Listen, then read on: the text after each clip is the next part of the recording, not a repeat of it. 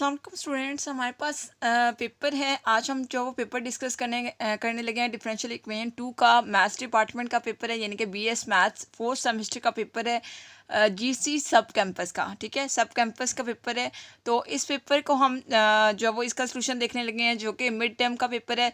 तो हम इसका सलूशन देखेंगे और आपने क्या करना है, आपको जितने भी मिड टर्म के एग्ज़ाम्स होंगे मेन कैंपस के या सब कैंपस के, आपको सारे के सारे पेपर के सलूशन प्रोवाइड किए जाएंगे मेरे चैनल से। तो आपने क्या करना है, चैनल को सब्सक्राइब कर लेना है ताकि आपका कोई भी पेपर मिस ना हो सके, क्योंकि ये पेपर आपके लिए मोस्ट इम्पॉर्टेंट है। क्योंकि यहाँ से पेपर समटाइम रिपीट हो जाता है। जब आपके एनुअल होते हैं तो यहाँ से क्वेश्चन रिपीट हो जाते हैं। तो आपने इन पेपर्स को बहुत अच्छे से तैयार करना है। चैनल को सब्सक्राइब करें, उसके अलावा वीडियो अच्छी लगती है तो लाइक करें और शेयर ज़्यादा से ज़्यादा करें, क्योंकि हम मेन कैंपस के पेपर्स को डिस्कस करने लगे हैं। मिड टर्म के जो एग्ज़ाम्स हुए हैं उनको हम डिस्कस करें। तो आपने क्या करना है, सबको शेयर करना है ताकि सबको ये पेपर मिल सकें। तो हम देखते हैं कि इस पेपर में कौन कौन से क्वेश्चंस हैं और फिर हम क्वेश्चंस के सलूशन भी देखेंगे। तो हमारे पास क्वेश्चन नंबर 1 क्या है। क्वेश्चन नंबर 1 क्या है, गिव द शॉर्ट आंसर। हमने शॉर्टली आंसर देना है किसका। हम हमारे पास क्वेश्चन में पूछा क्या गया है कि हमने ऑर्डिनरी एंड सिंगुलर पॉइंट में डिफरेंस बताना है, यानी कि सिंपली आपने ऑर्डिनरी और सिंगुलर पॉइंट की डेफिनेशन बता देनी है। और क्वेश्चन नंबर 1 के पार्ट नंबर बी में क्या है, find the Laplace of. Laplace आपने टी साइन टी का साइन ऑफ टी का फाइंड करना है, टी प्लस 1 होल क्यूब का, और e raise power t plus e raise power minus t होल्स के का भी लप्लास फाइंड करने हैं। तो सबसे पहले हम क्वेश्चन नंबर 1 को डिस्कस करते हैं, देन हम क्वेश्चन नंबर 2 और 3 को देखेंगे। क्वेश्चन नंबर 1 में हम जो वो सबसे पहले question number 1 part number A की तरफ मूव करते हैं, जिसमें हमने ऑर्डिनरी और सिंगुलर पॉइंट की डेफिनेशन देखेंगे। एंड देन हम question number 1 part number B की तरफ मूव करेंगे, जिसमें हमने डिफरेंट फंक्शंस के लप्लास फाइंड करने हैं। तो देखिए हमारे पास डेफिनेशन किसकी है, ऑर्डिनरी पॉइंट की एंड सिंगुलर पॉइंट की। ऑर्डिनरी पॉइंट और सिंगुलर पॉइंट क्या होता है, तो इसकी डेफिनेशन में सबसे पहले हम लेट कर लेते हैं कि हमने एक इक्वेशन लेट कर लिया है, y double prime plus p F x y prime plus q of x y equals to 0 is the standard form. ये स्टैंडर्ड फॉर्म है किसी इक्वेशन की, जो कि सेकेंड ऑर्डर डिफरेंशियल इक्वेशन है। अब इस इक्वेशन में देखें तो आपके पास क्या है, if the coefficient p F x and q of x are analytic. इस इक्वेशन में जो पी एफ एक्स और क्यू ऑफ एक्स हमारे पास कोफिशिएंट है वो क्या होने चाहिए, एनालिटिक होने चाहिए। कौन से पॉइंट पे, point x equal to x nought पे। Then the x equals to x nought, ये पॉइंट जिस पॉइंट पे पी एफ एक्स और क्यू ऑफ एक्स एनालिटिक होंगे उस पॉइंट को हम बेसिकली क्या बोलते हैं, ऑर्डिनरी पॉइंट बोलते हैं। यानी कि अगर x equals to x naught point पे पी एफ एक्स और क्यू ऑफ एक्स एनालिटिक है, तो देन हम इस पॉइंट को क्या बोलेंगे कि ये पॉइंट कौन सा है, ऑर्डिनरी पॉइंट है। Any point that is not ordinary point, कोई भी पॉइंट अगर ऑर्डिनरी पॉइंट नहीं है, यानी कि ऐसा पॉइंट जिस पे फंक्शन एनालिटिक नहीं है, उस पॉइंट को हम क्या बोलेंगे, यानी कि जिस पॉइंट पे पी एफ एक्स और क्यू ऑफ एक्स एनालिटिक नहीं है, और या आप कह सकते हैं कि ऐसा पॉइंट जो ऑर्डिनरी पॉइंट नहीं है, वो पॉइंट कौन सा होगा, सिंगुलर पॉइंट होगा। तो आपको डिफरेंस समझ आया है कि ऑर्डिनरी पॉइंट और सिंगुलर पॉइंट में क्या डिफरेंस है, कि जो ऑर्डिनरी पॉइंट्स होते हैं वो पी ऑफ एक्स और क्यू ऑफ एक्स को एनालिटिक बनाते हैं। ठीक है, यानी कि उन पॉइंट्स पे पी ऑफ एक्स और क्यू ऑफ एक्स एनालिटिक होता है। लेकिन ऐसे पॉइंट जो कि ऑर्डिनरी पॉइंट्स नहीं होते, उन पॉइंट्स के अलावा जो ऑर्डिनरी पॉइंट्स हैं उनके अलावा बाकी जितने भी पॉइंट्स होंगे वो कौन से पॉइंट्स होते हैं, सिंगुलर पॉइंट होते हैं। जैसे कि आपके पास है 10 for a point x equals to x naught be are ordinary point. अगर ये पॉइंट ऑर्डिनरी है, p of x and q of x must be represented by a power series x minus x naught. अगर x equals to x naught क्या है, ordinary point है, तो p F x और q of x को हम जो power series में रिप्रेजेंट कर सकते हैं, और पावर सीरीज किस फॉर्म में होनी चाहिए, एक्स माइनस एक्स नॉट की फॉर्म में होनी चाहिए, और ये कन्वर्ज करेगा। और ये जो पावर सीरीज होगी that are convergent in some neighbourhood of x naught, x naught के कुछ नेबरहुड पे ये जो पावर सीरीज होगी ये कन्वर्ज करेगी। जैसे कि आपके पास ये एक्स नॉट है और ये ए और माइनस ए, ये इसके नेबरहुड है। तो इन नेबरहुड पे कुछ पॉइंट्स पे ये जो सीरीज़ है एक्स माइनस एक्स नॉट वाली, ये सीरीज जो है वो नेबरहुड पे भी कन्वर्ज करेगी। ठीक है, अब नेक्स्ट आप देखें, if p of x and q of x are algebraic function then they are analytic at all point except where the denominator vanish. अब जिन पॉइंट्स पे डिनोमिनेटर, अगर फंक्शन आपके पास पी एफ एक्स और क्यू ऑफ एक्स का algebraic expression है, तो ये जो पी एफ एक्स और क्यू एफ एक्स है ये सारे के सारे पॉइंट पे एनालिटिक होगा। किन पॉइंट्स पे एनालिटिक नहीं होगा? जिन पॉइंट्स पे डिनोमिनेटर वैनिश होगा। अब जिन पॉइंट पे डिनोमिनेटर वैनिश होगा बेसिकली वो पॉइंट कौन से होते हैं हमारे पास? वही पॉइंट क्या होंगे? सिंगुलर पॉइंट होते हैं। यानी कि उस जिन पॉइंट पे डिनोमिनेटर वैनिश हो जाए, ख़त्म हो जाए, इन्फिनिटी आ जाए, अनडिफाइन हो जाए, वो पॉइंट कौन से होंगे? वो सिंगुलर पॉइंट होते हैं। लेकिन जिन पॉइंट पे डिनोमिनेटर वैनिश ना हो, ठीक है, उन पॉइंट पे तो फंक्शन एनालिटिक होगा। फंक्शन एनालिटिक है तो इट मीन्स कि वही पॉइंट क्या है? ऑर्डिनरी पॉइंट है। जिन पे इन्फिनिटी आंसर आ जाए तो वहाँ पर फंक्शन एनालिटिक नहीं होगा उस पॉइंट पे। जिस पॉइंट पे फंक्शन एनालिटिक नहीं है वही पॉइंट बेसिकली क्या है? सिंगुलर पॉइंट है। इसकी मैंने आपको ना एक एग्जांपल देनी है। ये डेफिनेशन मैंने बहुत डिटेल में एक्सप्लेन की है। वैसे तो हम पेपर का सॉल्यूशन कर रहे हैं तो हमने शॉर्ट चीज़ें करनी है, बट इस डेफिनेशन को मैंने बहुत डीपली एक्सप्लेन किया है बिकॉज ऑफ बहुत से स्टूडेंट को ऑर्डिनरी पॉइंट और सिंगुलर पॉइंट का डिफरेंस नहीं पता। अब हम एग्जांपल से भी देख लेते हैं कि ऑर्डिनरी पॉइंट क्या होते हैं और सिंगुलर पॉइंट क्या होते हैं। तो देखिए आपके पास एग्जांपल है जिसमें आपने ऑर्डिनरी पॉइंट निकालने हैं। जब आप ऑर्डिनरी पॉइंट निकालेंगे तो जो ऑर्डिनरी पॉइंट होंगे उनके अलावा जितने भी पॉइंट्स आएंगे वो सिंगुलर हो जाएंगे। अब देखिए आपके पास ये आपके पास इक्वेशन है। इसमें आपके पास आपने क्या करना है? ऑर्डिनरी पॉइंट निकालने के लिए सबसे पहले आप पी एफ एक्स और क्यू एफ एक्स ले लें। और आप इजीली देख सकते हैं कि पी एफ एक्स और क्यू एफ एक्स क्या है? अलजेब्रिक एक्सप्रेशन है। अब ये जो अलजेब्रिक एक्सप्रेशन है ये किन पॉइंट्स पे इनका डिनोमिनेटर वैनिश होगा? ये पॉइंट कौन से हैं? x इक्वल्स टू 1 और x इक्वल्स टू -1। देखिए आप यहाँ पर डिनोमिनेटर में पुट करें, क्यू एफ एक्स के डिनोमिनेटर के में पुट करें। क्यू एफ एक्स का डिनोमिनेटर क्या है? 1/x-1 है। तो x की जगह अगर हम कुछ भी पुट करते हैं, x की जगह 1 पुट करते हैं तो 0 हो जाएगा, यानी कि अनडिफाइंड हो जाएगा। इसी तरह से आप पी एफ एक्स का देखें तो पी एफ एक्स में भी आपके पास 1 पुट करें या -1 पुट करें, दोनों कंडीशन में 0 होगा जो यानी कि अनडिफाइन हो जाएगा। दोनों कंडीशन में डिनोमिनेटर वैनिश हो जाता है x इक्वल्स टू 1 और x इक्वल्स टू -1 पे, यानी कि x इक्वल्स टू +-1। ये ऐसे पॉइंट्स हैं जिस पे हमारे पास पी एफ एक्स और क्यू एफ एक्स एनालिटिक नहीं है, यानी कि डिफाइन नहीं कर सकते हम, यानी कि ये दोनों पॉइंट्स ऑर्डिनरी पॉइंट नहीं है। इसके अलावा जितने भी पॉइंट्स रियल लाइन में होंगे, रियल लाइन आर में जितने भी पॉइंट्स होंगे सब पॉइंट पे हम जो पी एफ एक्स और क्यू एफ एक्स को डिफाइन भी कर सकते हैं और P F x Q of x analytic भी हैं, एक्सेप्ट x इक्वल्स टू +-1 पे। अब जिन पॉइंट्स पे पी एफ एक्स और क्यू एफ एक्स एनालिटिक नहीं है वो पॉइंट बेसिकली कौन से होते हैं? फिर उन पॉइंट्स को हम सिंगुलर पॉइंट बोलते हैं, यानी कि +-1 क्या है? सिंगुलर पॉइंट है बेसिकली। ठीक है, आपको एग्जांपल से समझ आ गया होगा कि ऑर्डिनरी और सिंगुलर पॉइंट्स क्या होते हैं। नेक्स्ट हमारे पास question number 1 part number B है। क्वेश्चन नंबर 1 का पार्ट नंबर बी है, find the Laplace of t sine t. अब question number 1 part number B के 3 फर्दर पार्ट हैं। पार्ट नंबर ए में हमने टी साइन टी का लैप्लास फाइंड करना है। तो सबसे पहले हम फंक्शन ले लेते हैं। फंक्शन आपके पास क्या है? एफ ऑफ टी है, तो इसका फंक्शन आपके पास क्या है? F of t equals to sine t है, तो साइन टी का लैप्लास कैलकुलेट करेंगे तो 1/(h(k+1) आ जाएगा। अब हमने यहाँ पर टी साइन टी का लैप्लास कैलकुलेट करना है, तो इसके लिए हम फॉर्मूला लगाएंगे -1 d/ds Laplace of F of T. -1 की पावर 1 आएगी, 1 रखें तो माइनस ही आता है, तो यानी कि -1 आ जाता है, तो -9 लगा दिया, d/ds लगाया और Laplace of F of t का लैप्लास हमने कैलकुलेट करके रखा हुआ है जो कि 1/(h(k+1) है।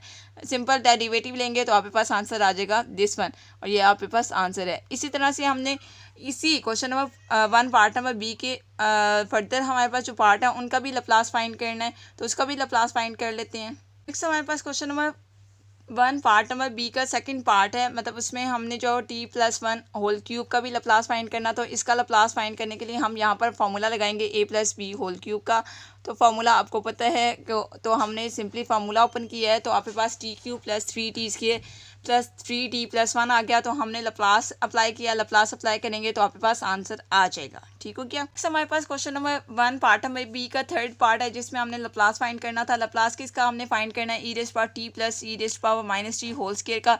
तो यहाँ पर हम a + b होल स्क्वायर का फॉर्मूला लगाएंगे तो e⁻2t + e⁻−2t + 2 आ जाएगा। तो आपने क्या करना है? लैप्लास कैलकुलेट करना है, तो लैप्लास अप्लाई करेंगे और सबके लैप्लास सेपरेट कर देंगे। तो यहाँ पर e⁻2t है तो इसके साथ कुछ भी नहीं है तो 1 है, तो हमने 1 का लैप्लास कैलकुलेट किया तो 1/s आ गया।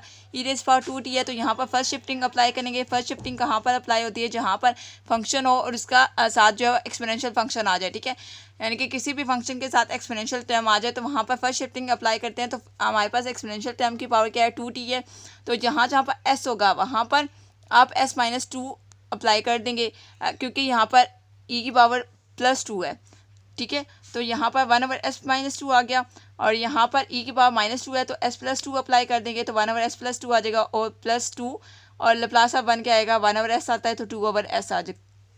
तो यहाँ पर हमने फर्स्ट शिफ्टिंग बेसिकली अप्लाई की है।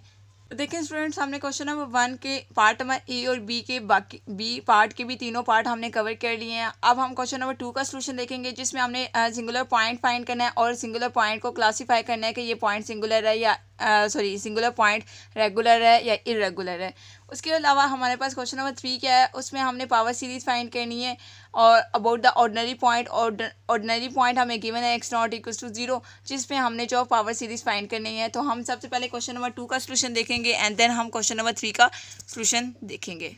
आपके पास क्वेश्चन नंबर 2 क्या है, x³ + 4x d² y/dx² -2x dy/dx + 6y = 0। तो सबसे पहले आप p(x) यहाँ से निकालेंगे, q(x) और r(x). अब आपने p(x), q(x) और r(x) निकाले क्योंकि आपने सिंगुलर पॉइंट निकालना है। तो सिंगुलर पॉइंट निकालने के लिए आप चेक करते हैं कि एट x = 0, x = 0 पे आप चेक करेंगे तो p(0) = 0 आ जाएगा। इट मीन्स के p(x) कब 0 है, जब आपने x = 0 पुट किया है। तो इट मीन्स के x = 0 क्या है, आपके पास सिंगुलर पॉइंट है, ठीक हो गया। अब हम जो वो इसको सॉल्व करेंगे तो आपके पास इक्वेशन किस फॉर्म में आ जाएगी, यहाँ पर आप जो वो x³ + 4x को डिवाइड करेंगे, यानी कि यहाँ पर d² y/dx² को आपने अलग करना होता है। तो आपने क्या किया, इसको डिवाइड किया है तो आपके पास d² y/dx² -2/x² + 4 dy/dx + 6/x³ + 4xy = 0 आ गया। अब आपने सिंगुलर पॉइंट निकाल लिया जो कि x = 0 है। अब आपने चेक करना है कि ये सिंगुलर पॉइंट रेगुलर है या इरेगुलर है। Now we find its regular singular और इरेगुलर सिंगुलर पॉइंट, यानी कि हमने सिंगुलर पॉइंट निकाल लिया x = 0। अब हमने चेक करना है कि ये जो सिंगुलर पॉइंट है ये रेगुलर सिंगुलर पॉइंट है या इरेगुलर सिंगुलर पॉइंट है। तो इसके लिए हमारे पास कुछ इस टाइप की कंडीशन है कि हमने क्या किया, फर्स्ट कंडीशन अप्लाई करेंगे जिसमें x अप्रोच करेगा 0 को, लिमिट x अप्रोच करे 0 को, x × -2/x² + 4। और जब हमने x = 0 पुट किया, यानी कि हमने लिमिट अप्लाई की x = जहाँ पे x है वहाँ पर 0 अप्लाई किया तो आपके पास आंसर क्या आ गया, 0 आ गया, यानी कि आपके पास फाइनाइट आंसर है। अगर आपके पास एक कंडीशन तो फुलफिल होगी, ठीक है। अब दूसरी कंडीशन में क्या है, दूसरी कंडीशन भी अगर फाइनाइट आ जाए तो आपके पास जो सिंगुलर पॉइंट होगा वो कौन सा हो जाता है, वो रेगुलर सिंगुलर हो जाता है। लेकिन अगर दोनों में से कोई एक कंडीशन भी इनफाइनाइट आ जाए तो आपके पास जो सिंगुलर पॉइंट होता है वो कौन सा होता है, वो इरेगुलर सिंगुलर पॉइंट होता है। जैसे कि आपने दूसरी कंडीशन अप्लाई की है तो आपके पास इन्फिनिटी आ गई, यानी कि इनफाइनाइट आंसर आ गया। इट मीन्स के x = 0 गिव डिफरेंशियल इक्वेशन। कौन सी डिफरेंशियल इक्वेशन, x = 0 आपके पास क्या है, सिंगुलर पॉइंट तो है ही है लेकिन इरेगुलर सिंगुलर पॉइंट है, ठीक है। नेक्स्ट हमारे पास क्वेश्चन नंबर 3 है। क्वेश्चन नंबर 3 क्या है, x² + 1 d² y/dx² + 2x dy/dx = 0। अब इस क्वेश्चन में हमने क्या करना है, इस क्वेश्चन में हमने पावर सीरीज फाइंड करनी है at the singular point x0 = 0। हमें यहाँ पर सिंगुलर पॉइंट गिवन है जिस पे हमने जो वो पावर सीरीज निकालनी है, ठीक है। अब इस पावर सीरीज़ को आप डिफरेंट स्टेप से सॉल्व करेंगे, सॉल्यूशन आप खुद करेंगे पावर सीरीज़ का, और यहाँ तक आप जब आ जाएंगे, यानी कि यहाँ से आपने क्या करना है, बेसिकली कोफिशिएंट को कंपेयर करना है और सीरीज़ बनानी है, ठीक है, क्योंकि हम पावर सीरीज़ ही फाइंड आउट कर रहे हैं बेसिकली इस डिफरेंशियल इक्वेशन की।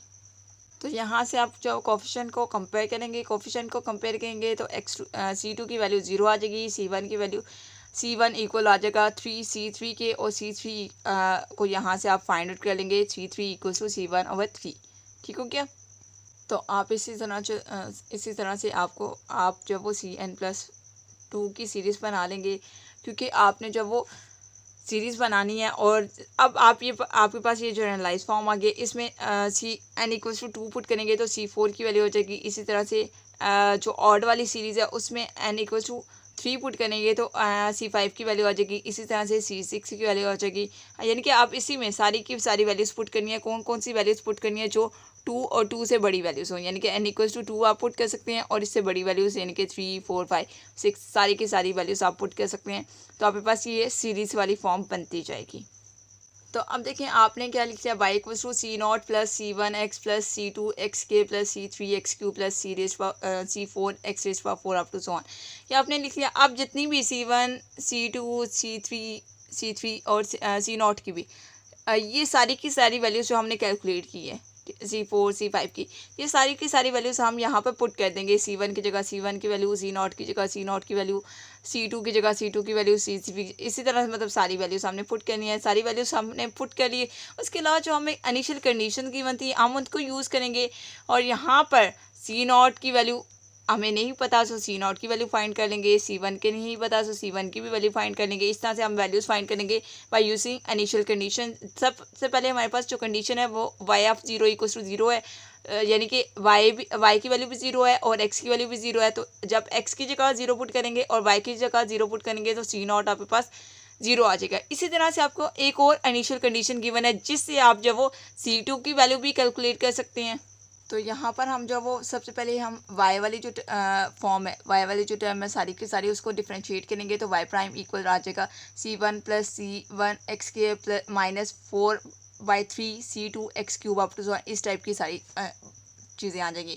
हमने यहाँ पर y प्राइम क्यों लिया यानी कि डेरिवेटिव क्यों लिया, क्योंकि हमारे पास जो सेकंड कंडीशन थी उसमें y prime of 0 equals to 1 था, यानी कि y prime equals to 1 and x equals to 0। तो यहाँ पर हमें y प्राइम की वैल्यू गिवन थी बेसिकली दूसरी कंडीशन में, तो इसलिए हमने क्या किया है यहाँ पर डेरिवेटिव लिया है y वाली टर्म का। तो यहाँ से C1 की वैल्यू क्या आ गई 1 आ गई। अब जहाँ जहाँ पे C0 था वहाँ पर 0 पुट कर देना है और जहाँ जहाँ पे C1 है वहाँ पर 1 पुट कर देना है, तो आपके पास एक पावर सीरीज बन जाएगी।